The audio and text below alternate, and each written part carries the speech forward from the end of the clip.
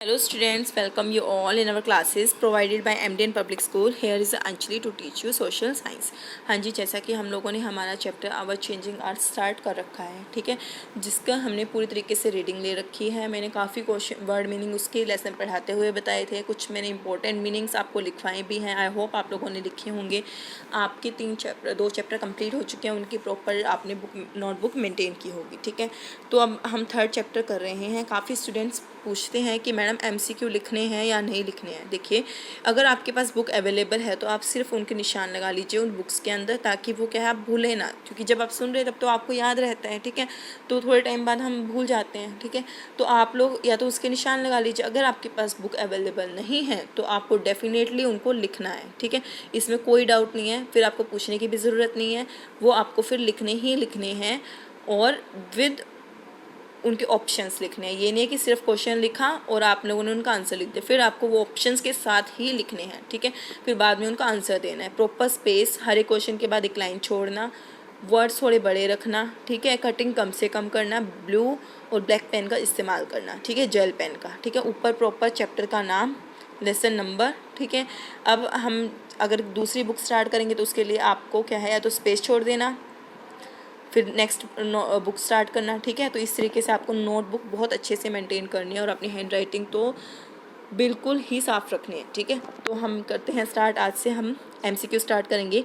Who coined the statement, किसने ये statement दी थी, that the earth instead of appearing as an inert statue, कि हमारी जैसे हम कहते हैं ना, अर्थ हम देखते हैं कि एक स्टैचू की तरह है, is a living mobile thing, लेकिन ये क्या है, मोबाइल है, यानी कि चलती रहती है। हाँ जी, ये कहता है कि किसने यह टर्म दी थी, किसने ये स्टेटमेंट दी थी कि जो हमारी पृथ्वी है वो एक स्टैचू की तरह नहीं है, बल्कि क्या है, ये एक मोबाइल यानी कि एक चलती हुई चीज़ है, मतलब चलती हुई जीवित चीज़ है। हाँ जी, पीटर विल्सन ने दी थी, वेबर ने दी थी, टूजो विल्सन ने दी थी, या एल्बर्ट जेम्स ने दी थी। हाँ जी, किसने दी थी ये, टूजो विल्सन ने। किसने दी थी, टूजो विल्सन ने। टूजो विल्सन ने ही कहा था, हम लोगों ने जब चैप्टर पढ़ा था उसमें भी बताया गया था, टूजो विल्सन ने ही सबसे पहले कहा था कि हमारी पृथ्वी कोई स्टैचू नहीं है, बल्कि ये क्या है, एक जगह से दूसरी जगह पर मूव करती है। मोबाइल है, ये एक जगह पर नहीं टिकी रहती। मोबाइल का मतलब क्या है, एक जगह से दूसरी जगह जाना, ठीक है। विच one of the following is not associated with the sudden forces. हाँ जी, हम लोगों ने फोर्सेस के बारे में पढ़ा था, एक्सटर्नल, इंटरनल, ठीक है। एक्सटर्नल जो पृथ्वी के एक्सोजोनिक और इंडोजोनिक, ठीक है। एक्सोजोनिक वो होते हैं जो बाहर की तरफ होते हैं, इंडोजोनिक होते हैं जो अंदर की तरफ होते हैं, ठीक है। इंडोजोनिक में भी हमने फिर पढ़ा था कि एक सडन होते हैं और एक स्लो होते हैं। सडन फोर्सेस जब लगते हैं तो क्या होता है, पृथ्वी पर क्या आ जाता है, अर्थक्वेक आ जाता है। जो हमारे वोल्केनोज होते हैं, जो पहले क्या थे, शांत थे बिल्कुल, वो क्या हो जाते हैं, एक्टिव हो जाते हैं, ठीक है। लैंडस्लाइड हो जाती हैं। तो इसने कहा है कि जो सडन फोर्सेस लगे, इनमें से ऐसी कौन सी प्रक्रिया है जो सडन फोर्सेस की वजह से नहीं होती। अभी बताया मैंने, वोल्केनो आते हैं। हाँ जी, वोल्केनो जो एक चुपचाप पहले बैठा था, अब उसको क्या है, अचानक फोर्स लगा तो वो क्या हो गया, अब एक्टिव हो गया, ठीक है। अर्थक्वेक तो आता ही है सडन फोर्सेस से। लैंडस्लाइड, कोई पृथ्वी का एक बड़ा हिस्सा खिसक गया अपनी जगह से, ठीक है। और डी है बिल्डिंग माउंटेन्स, जो माउंटेन है, क्या वो एकदम से कोई फोर्स लगा तभी बन जाते हैं, जी नहीं, एक माउंटेन को बनने में हज़ारों साल लग जाते हैं। तो ये कहता है कि सडन फोर्सेस की वजह से कौन सी एक्टिविटी नहीं होती, बिल्डिंग माउंटेन्स कभी भी नहीं बनते उनसे, ठीक है। समझ आया आपको। Which one of the following is use to measure the intensity of an earthquake, इनमें से कौन सा ऐसा यंत्र है जिसका यूज़ किया जाता है, इंटेंसिटी होती है तीव्रता, क्या होती है, तीव्रता, किसी भी अर्थक्वेक की तीव्रता को मापने के लिए इनमें से कौन सा यंत्र का इस्तेमाल किया जाता है। हाँ जी, पहले तो है विंड वेन, नाम से ही पता चल रहा है कि विंड वगैरह के लिए होता है। Richter scale, Mohs scale, none of the. हाँ जी, हमने इस चैप्टर के स्टार्टिंग में ही पढ़ा था कि जब हम क्या है, उसकी लहरों, मतलब उसकी वेव्स को कैसे पढ़ते हैं हम लोग, सिस्मोग्राफिक है ना, वो इंस्ट्रूमेंट होता है, उसका यूज़ करते हैं। लेकिन जब हमें तीव्रता जाननी है तब हम किसका इस्तेमाल करते हैं, रिक्टर स्केल का। किसका इस्तेमाल करते हैं, रिक्टर स्केल का, ठीक है।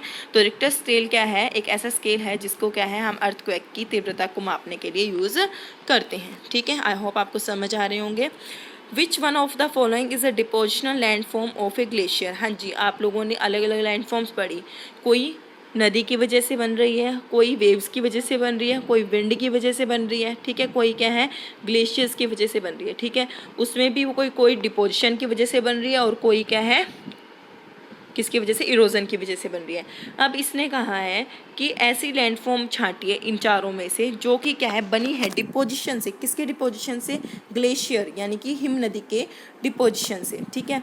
फ्लड प्लेन्स, हाँ जी, फ्लड प्लेन्स तो नहीं बने थे ग्लेशियर से, ये किससे बने थे, नदियों से, ठीक है।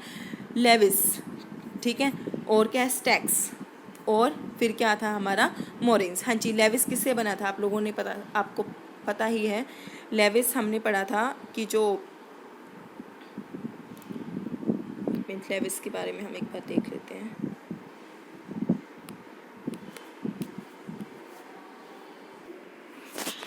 हाँ जी, फूड प्लेन्स तो क्या है, रिवर जो पानी अपने साथ जो रिवर है पानी के साथ कुछ मिट्टी ले आती है, ठीक है, फिर वो बाढ़ आ जाती है, बाढ़ की वजह से जो मिट्टी उसके आसपास के एरिया में फैल जाती है, तो वो क्या होती है फ्लड प्लेन्स। लेविस क्या होती है, लेविस जैसा कि हम लोगों ने पढ़ा था कि जब फ्लड आता है तो नदी के किनारे जो उसका किनारा होता है वो ऊपर की तरफ उठ जाता है, क्योंकि वो पानी की मिट्टी जो सेडिमेंट्स है वहाँ पर इकट्ठा हो जाता है, ठीक है। स्टैक्स क्या होते हैं, ये क्या है लैंड इरोजन की वजह से बनती है, जो वेव्स की वजह से बनती है। मोरेन्स, मोरेन्स ही एक ऐसी लैंड फॉर्म है जो ग्लेशियर्स बनाती हैं जब वो क्या है कोई पहाड़ी टूट कर नीचे गिर जाती है, मतलब ग्लेशियर टूट कर नीचे गिर जाता है, फिर वो आगे चले जाते हैं। हाँ जी, मोरेन्स आएगा इसका डी, ठीक है। मोरेन्स है, हमने लेसन पढ़ा था उसमें डिटेल में पढ़ा था, अब भी बताया तो बहुत टाइम लग जाएगा, ठीक है। विच one of the following is not A correct match, इनमें से कौन सा है जो करेक्ट मैच नहीं है। हाँ जी, बीचेस सी वेव्स की वजह से बनते हैं, हाँ जी बिल्कुल सही है। समुद्र के किनारे ही जो मिट्टी लेकर आई जाती है किसके द्वारा, लहरों के द्वारा, उसी के द्वारा क्या बनती हैं बीचेस, ठीक है। मशरूम रॉक्स, आपको पता है जो हम लोगों ने मशरूम के रॉक के बारे में पढ़ा था, हवा की वजह से क्या है मशरूम जैसे शेप बन जाती है उस रॉक की, क्योंकि उसका नीचे वाला जो हिस्सा है तेज हवाओं की वजह से वो तो क्या है इरोजन होता रहता है, ऊपर वाला थोड़ा सा फैलाव में रहता है, तो ठीक है मशरूम की बन जाती है उसकी शेप। उसके बाद क्या है ओक्स बॉक्स लेक रिवर की वजह से बनती है, मैंने बताया था ना कि जब क्या है उनका जो एक जगह क्या है बहुत ज़्यादा मिट्टी इकट्ठी हो जाती है, ठीक है, तो उसका जो मुंह है माउथ से वो क्या बंद हो जाती है, ठीक है, तो वो किस शेप में बन जाती है, ओक्सबो लेक के शेप में, तो ये नदी के पास से ही बनती है, ठीक है।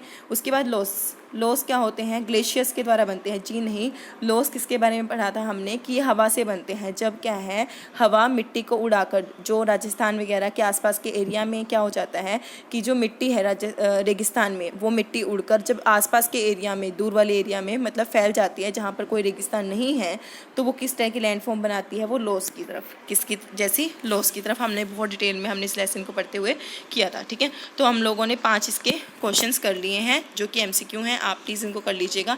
अब इसके बाद हम करते हैं very short answer type question, I hope आपको ज़्यादा नहीं लगेगा। Define the lithospheric plates, lithospheric plates के बारे में डिफाइन कीजिए।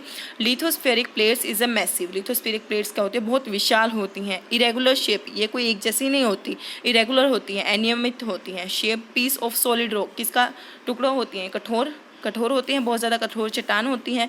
Generally composed of both continent and oceanic lithosphere, ज़्यादातर ये किससे बनी होती है, एक तो हमारा महाद्वीप कॉन्टिनेंट, ठीक है, और महाद्वीप के द्वारा, और क्या है जो ओशियनिक हमारा महासागर का जो लिथोस्फीयर है उससे क्या है ये बनी होती है, उसकी रचना को ही हम क्या बोलते हैं लिथोस्फीयर। समझ आया आपको कि ये बहुत विशाल होती हैं, इरेगुलर होती हैं, बहुत सॉलिड रॉक से बनी हुई होती हैं। इसमें जनरली हम किसको कंपोज करते हैं, किसके द्वारा बनी होती है, ये महाद्वीप के द्वारा और क्या ओशियनिक लिथोस्फीयर के द्वारा। Why do the lithospheric plates move, हाँ जी लिथोस्फेरिक प्लेट्स थी, हम लोगों ने पता है कि पृथ्वी के अंदर जो क्या है वो मूव्स करती रहती हैं प्लेट्स, ठीक है। वो किस वजह से प्लेट्स मूव करती हैं, the moving molten magma inside the earth, जो पृथ्वी के अंदर गर्म पिघला हुआ मैग्मा है, ठीक है, वो क्या है पृथ्वी के अंदर क्या है is responsible for the movement of lithospheric plates, यही क्या है रिस्पॉन्सिबल होता है पृथ्वी के अंदर जो मूवमेंट्स होती है लिथोस्फेरिक प्लेट्स में, उसके ऊपर उसके लिए कौन जिम्मेदार होता है, जो लावा होता है, मैग्मा होता है, ठीक है। व्हाट इज़ लॉइस, हाँ जी जैसे कि मैंने अभी ऊपर वाले MCQ में बताया, लॉइस क्या होता है, लॉइस is the fine dust blown, हाँ जी ये एक बहुत बारीक मिट्टी होती है, रेत होती है, blown beyond the desert limit, जो बहती रहती है, बहकर चली जाती है हवा के साथ रेगिस्तान की लिमिट से बाहर, is deposited on the neighbouring land, और कहाँ जाके डिपॉजिट होती है, उसके आसपास की भूमि पर इन द लार्ज एरिया, बड़े बड़े एरियाज़ में। हाँ जी, समझ आया आपको कि जैसे क्या है, रेगिस्तान में हर जगह मिट्टी होती है लेकिन वहाँ हवाएं बहुत तेज़ चलती है। जब हवाएं मिट्टी को अपने साथ बहा कर ले जाती हैं तो जो मिट्टी क्या है उसके आसपास के एरिया में जहाँ रेगिस्तान नहीं है वहाँ जाकर इकट्ठी हो जाती है, तो वो क्या बनाती हैं वहाँ पर, लॉइस। क्या बनाती हैं, लॉइस। हम लोगों ने इसका पिक्चर भी देखा था, ठीक है। आई होप आपको समझ आया होगा। हमने आज 5 MCQ और 3 very short answer type question किए हैं। ज़्यादा नहीं करेंगे, ज़्यादा करेंगे तो ज़्यादा हो जाएगा आप लोगों के लिए, जो आपको फिर समझ नहीं आएगा, ठीक है। तो मिलते हैं हमारी नेक्स्ट क्लास में, तब तक के लिए स्टे सेफ, स्टे हेल्दी।